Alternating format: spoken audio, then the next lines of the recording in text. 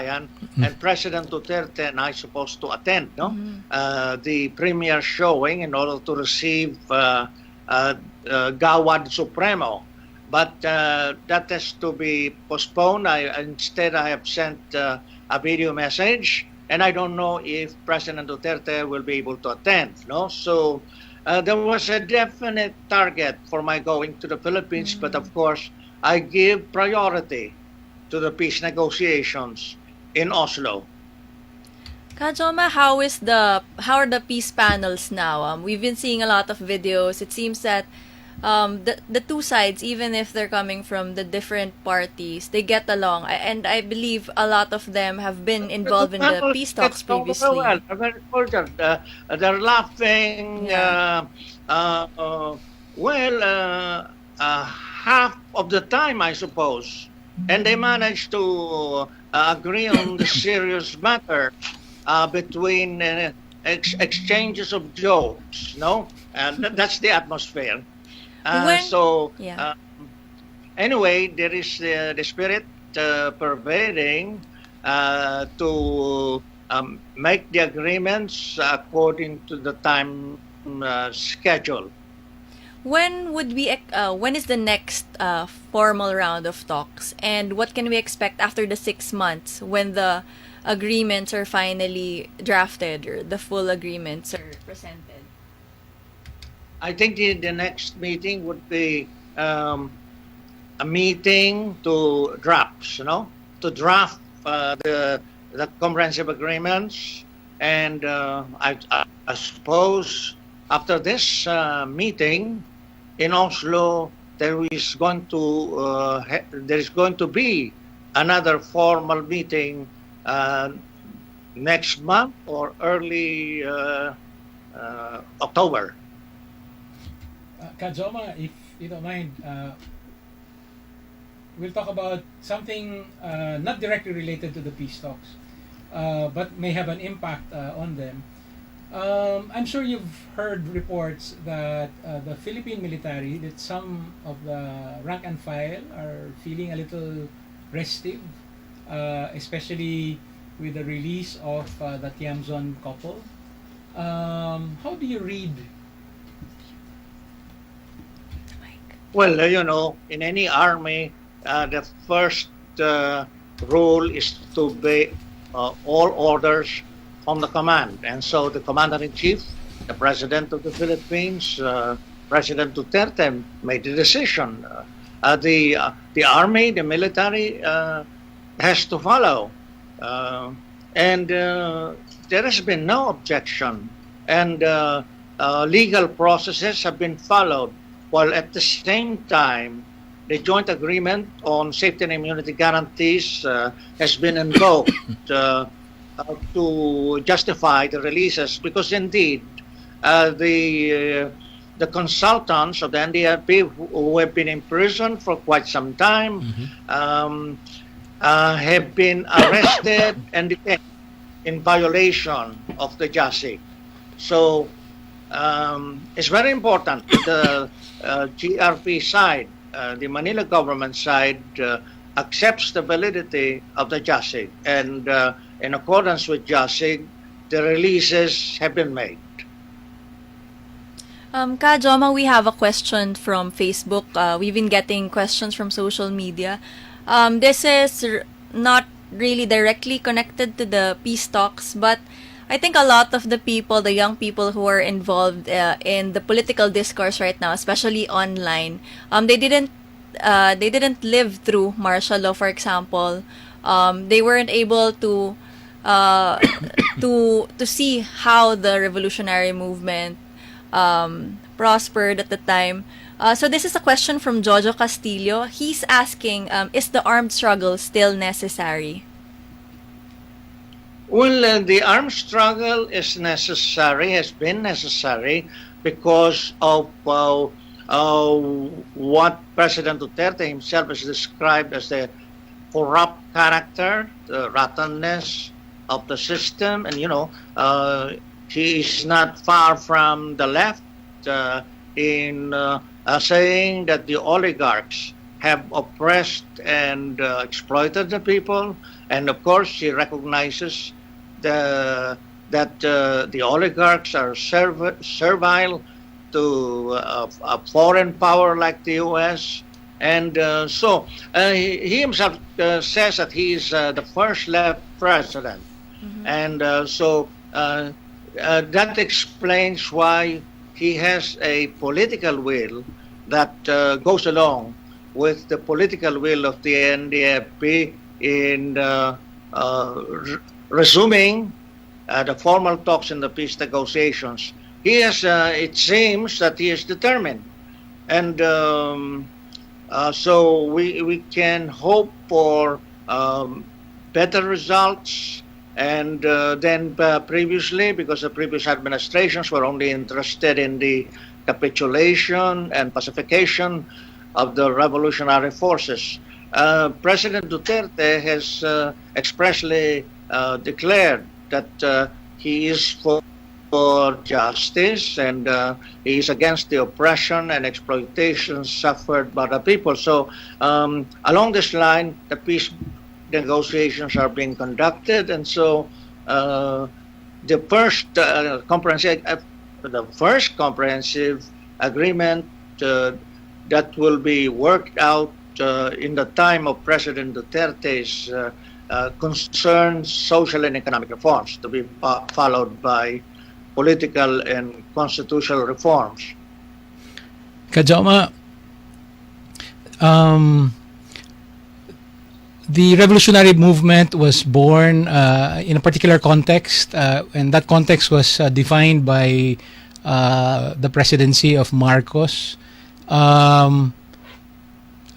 I know that you've already... The most brutal form of oppressive government was the fascist dictatorship of Marcos. And instead of this fascist dictatorship succeeding in suppressing the revolutionary movement, it stimulated it. No, it laid the ground. Marcos. We used to call Marcos as the chief transport and supply officer, the chief recruiter of the New People's Army, because of his oppressive rule, extremely oppressive rule. The people rose up, and the New People's Army became strong. But even after Marcos, even when the pseudo-democratic regimes from Cory Aquino to Noynoy Aquino came, really, there was only a masquerade that went on, no? There was the facade of the democracy, but in fact, behind it, are the worms of a rotting system. There is a continuous process of rotting and worsening of the crisis. And naturally, because the people continue to suffer exploitation and oppression, the New People's Army has managed to become strong and a force to be reckoned with. There would be no peace negotiations if in the first place the New People's government has become, has no value whatsoever. But the NPA thrives among the people as an instrument for justice against oppression and exploitation. So you have peace negotiations. In other words, the false democratic regimes that followed the outrightly brutal anti-democratic regime of Marcos were not really democratic, especially in very substantive terms. No, peasants continued to be exploited. The land problem continued to be worse. Kajoma, Land was taken away from them. Excuse me? No, but it's the same, what you call a pseudo-democratic government that elected, or a system that elected the president that you are now conducting peace negotiations with. But this is a president that you might call that beat the system too. No, he is a product of the system, but he beat the system with much less money than the other wealthier candidates. Yeah, He was if able to win Mhm. by properly adopting the campaign line. If- if- He has, Mhm. I'm not saying that he's a surefire perfect president. But among the candidates, he was the one who effectively attacked the rotten Aquino regime and the candidate Mar Rojas. Speaking of- and then he adopted the campaign methods. Mhm. That Joma? would characterize a mass movement, and of course he availed of the social media. Kajoma, speaking of rotten regimes, you did classify the Marcos regime as the worst. And yet, it is okay with you for Marcos to be buried at the libingan ng mga bayani? I said my bottom line is Marcos should be buried in Batak because the real remains are already buried there beside the mother as he wished. What is going to be brought to libingan ng mga traidor at mga bayani, to be more precise about libingan ng mga bayani, no? Don't just say it's an exclusive cemetery for heroes, no? It includes a lot of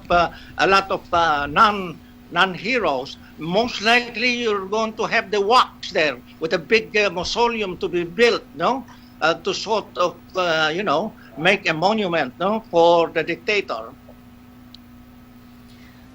Kajoma, you mentioned a while ago that President Duterte is not a perfect president. I remember when I interviewed you in the Netherlands, you said at the time, I think Duterte wasn't leading in the surveys yet. Well, the two of you had a long relationship. He was your student, and you said that you don't think he is the best president, but you like that he has strength of character, but at the same time he has a loose mouth. And the past few months were a bit of a roller coaster for the two of you. You were trading barbs for a while because of the unilateral ceasefire issue. And the last statement I read from you is that you have reaffirmed your friendship. So how is it? How is your dynamic? How is your relationship with the president with those kinds of controversial issues? There was a miscommunication. I call it a communication glitch. And so our friendship that grew out of our student-teacher relationship has been able to prevail over the communications glitch because, we are. I would say that President Duterte has been concerned anyway about the public welfare, what's good for the people, and that is the line that I also take. And so we have come to continue pushing the peace process forward. So I've pointed out in many instances that Duterte is a mixed bag, but he has shown in Davao City that for some 3 decades he was able to cooperate with the revolutionary movement as well as the legal progressive forces. And so he knows how to mix his policies. He tries to be inclusive, and of course, as I said, he's not perfect. He is still born out of the system. And what we have is the promise to do fundamentally better than the previous presidents. Let us see. He's only 50 days in his office, and as far as the peace process is concerned, he beats the previous presidents, except probably Ramos, because Ramos, in his time, allowed some 10 agreements to be made, including the framework agreement, the Hague Joint Declaration in 1992, and the comprehensive agreement on respect for human rights and international humanitarian law. We still have to see whether during the time of Duterte we can have a comprehensive agreement on social and economic reforms. And we still have to see if we can go further than that and really establish the ground for a just and lasting peace. Joma, if I can go back to our earlier conversation about Marcos and about the rotten system, the fraud, pseudo democracy that we're going through, that you say we are living in. My question really has to do with the apprehension of people who support the peace process fully, who still fear that it is precisely statements like this by you that will undermine support for both the peace process and for the Duterte administration. Statements like, I'll give two examples. One, that this is just a pseudo democracy, and two, that maybe we should rename the libingan ng mga traidor at ng mga bayani. That is not a popular idea, I can tell you. How do you respond to this? So, just to recap, the apprehensions of people who support the peace agreement, who are happy that the first day and a half of talks have gone so well, and then they hear statements like this, and then they wonder, is this just a continuation of the revolution by other means? The revolutionary movement is open to the possibility of achieving bourgeois democratic reforms. And what do I mean by bourgeois democratic reforms? National independence and doing away with unequal treaties and arrangements. And having democracy by empowering the working people, economic development through national industrialization and land reform, expanded free education at all levels, public, a patriotic and progressive culture and international solidarity, trade and diplomatic relations with all countries. So, what is there that is not possible? Those are bourgeois democratic reforms. Duterte himself says he's a socialist, but in the Philippines you cannot be socialist without first accomplishing the bourgeois democratic reforms. As I have already stated, what is the content of the bourgeois democratic reforms? Those are not impossible in a combination of what you might call left and middle forces. That is not impossible. And even when the left and middle combine, maybe the right can even be split and give them a chance to, some of them can have a chance to participate in the process of accomplishing what we have always called national democracy. It would be possible to even buy out the landlords at a fair expropriation price, and they are paid with industrial bonds. They participate in industrialization. So those are bourgeois democratic reforms adopted in other countries before, no? So now you have a president quite different from previous presidents. He says he's going to revolutionize the government. I haven't heard of any president saying that, no? And, except Marcos. Marcos did proclaim Yes? Except Marcos. Marcos did proclaim himself to be the center of, to be the architect of a revolution from the center. He also Marcos was a master of deception. He said his revolution is democracy, and he is making revolution from the center and so on and so forth. But Marcos was an acquisitive man, even as a congressman. We come from the same region. I know exactly how he built a mansion in Batak, no? He built his mansion by, making money on Chinese immigration and on the foreign exchange control, no? That's Marcos. And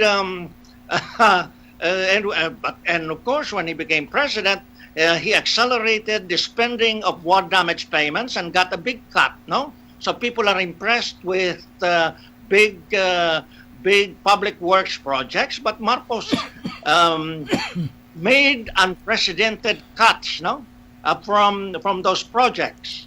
That's Marcos. And of course, when he said he would make the country great again, it would be at the price of suppressing the patriotic and progressive forces. That's why there was immediately a clash between his ambitions and his attempt to put up a dictatorship on one side and the patriotic and progressive forces in the country, as well as the entire Filipino people. That's right. Kajoma, I'll go straight to the issue of drug killings. I think this issue has divided the Filipino people. Some are welcoming what has been happening with the drug campaign, with the anti-illegal drug campaign, while others are questioning the rising number of supposed extrajudicial killings. What is your stand on this? Well, I go along with the progressive forces. They have a critical view of this, no?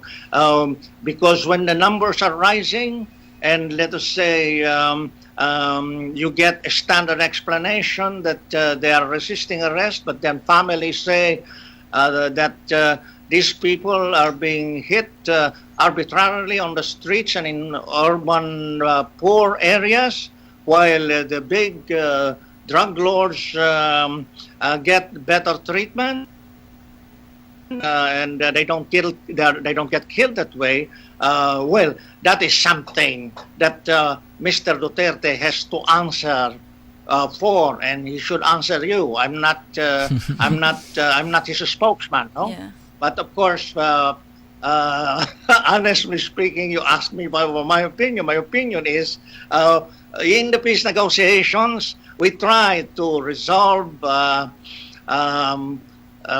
radically different ideas and programs, no? And we try to seek common ground by invoking the interests of the Filipino people. Kajoma? So, even in the peace process, you must recognize that it exists because of the armed conflict, no less. And you know, the strongest kind of opposition to any government in the Philippines up to the time of Duterte is still the armed revolution. And this matter, the armed conflict can be settled only if you address the roots and so on. So the revolutionary forces with which I'm more associated more than anything else in the Philippines would stand its ground anywhere in any arena of debate, and as well as in the arena of peace negotiations. Peace negotiations is not a process of yielding to those in power. Remember that. The armed revolutionary... Can you give us an example, Kajoma? So for instance, sa usaping political and constitutional reforms, can you give us an example of an issue that will be taken up in that particular category that will be subject to negotiation? Sa political and constitutional. There are two constitutions. There are two governments in the Philippines right now. You must recognize that there are two governments: the People's Democratic Government of Workers and Peasants, and the government of the big compradors and landlords. And despite the talk of President Duterte against oligarchs, so far he has not yet revolutionized really the existing state. So. You know, there is a lot of hard work ahead in trying to arrive at possibly something new. I think when it comes to political and constitutional reforms, there will have to be an agreement. What's the working paper for?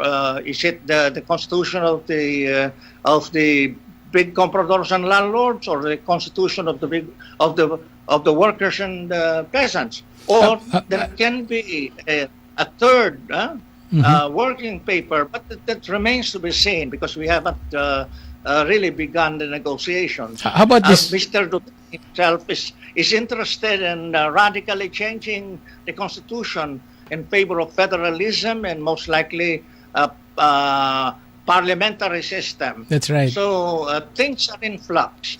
We For should instance, not run ahead.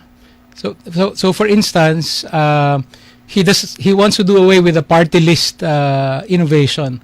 What are your views on this?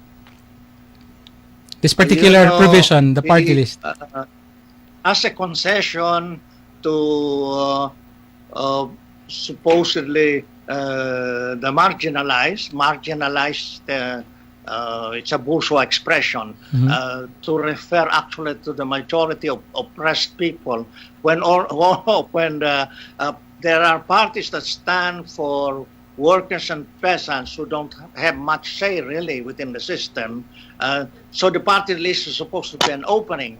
But you know, you look at the Congress now, there are so few of them, and I don't know how much better would be that Congress of big compradors and landlords, agents, no, political agents of the oligarchy would look if you remove the few, the few party list progressives, no. And if you remove the party list progressives, you may not hear anymore any patriotic and progressive sound. At least you get some of that sound now. And we have to see what better system the Duterte government is trying to offer by doing away with the party list. But anyway, I've heard this argument. The party list system is now being taken over by the dynasties. That's also a valid criticism. As a matter of fact, there was concern on the part of the progressive party list groups that the dynasties might wipe them out. And it remains to be seen whether the progressives can maintain their existence over time. Last question. One of my last questions, actually my last question, Kajoma, would be, some of the people are asking us, what are your bottom lines in the negotiating table? What are your non-negotiables? What are the things that will make you leave the negotiating table? And related to that, maybe you could just answer. You already mentioned the party list group. Some of the former party list representatives are with the cabinet of President Duterte right now. What do you think would make them leave eventually?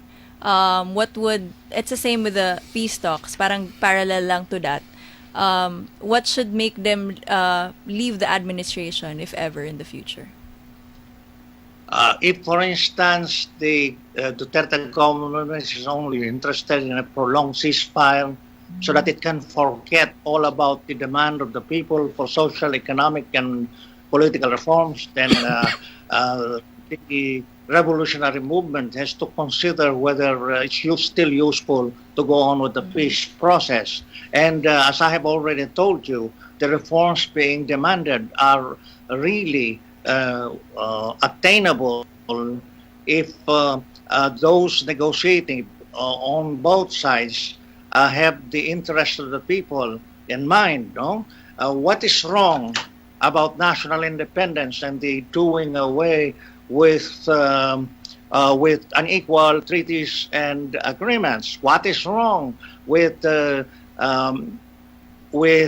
giving more leeway to the workers and peasants to empower themselves? And what is wrong with economic development through national industrialization and land reform? If those things are clearly impossible in the peace negotiations, then there's no reason really for pursuing it. No, peace negotiations is not a process of surrendering, just having peace and peace of oppression and exploitation. That cannot be, because so long as oppression and exploitation continue, then there is always fertile ground for armed resistance by the people. Joma, thank you very much for spending more time than we thought we would have with you. It's already 9:01 p.m. here in Manila. Must be 3:01 p.m. in the afternoon in Oslo. Maraming salamat po. We hope to have another conversation with you. Salamat din po sa inyo, sa lahat ng kababayan at inyong mga tagapakinig, ating tagapakinig, sa binigay ninyong pagkakataon sa akin na magpaliwanag. Salamat po. Okay, thank you very much. And we weren't able to air the commercials earlier because we didn't want to lose the connection.